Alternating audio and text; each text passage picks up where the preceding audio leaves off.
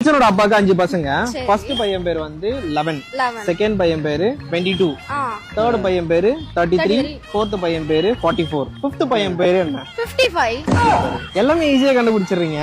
எங்க சேனல் பாத்துட்டே இருப்பீங்களா? அதனால ஈஸியா தப்பா கண்டுபிடிக்கீங்கன்னு நினைக்கிறேன். இல்ல நான் கரெக்ட் தானா? இல்ல தப்பு. இதோட நிறுத்திக்கலாம்ல. ஃபர்ஸ்ட் பையன் பேரு 11, செகண்ட் பையன் பேரு 22, 22, தேர்ட் பையன் பேரு 33, ஃபோர்த் பையன் பேரு 44, ஃபிஃப்த் பையன் பேரு 55 தான வரும். வில்சனோட அப்பாக்கு 5 பசங்க. 5 பசங்க. ஃபர்ஸ்ட் பையன் பேரு 11, 22, 33, 44, ஃபிஃப்த் பையன் பேரு 55. 55. கரெக்ட் தானே? கரெக்ட். கரெக்ட் தான். என்ன?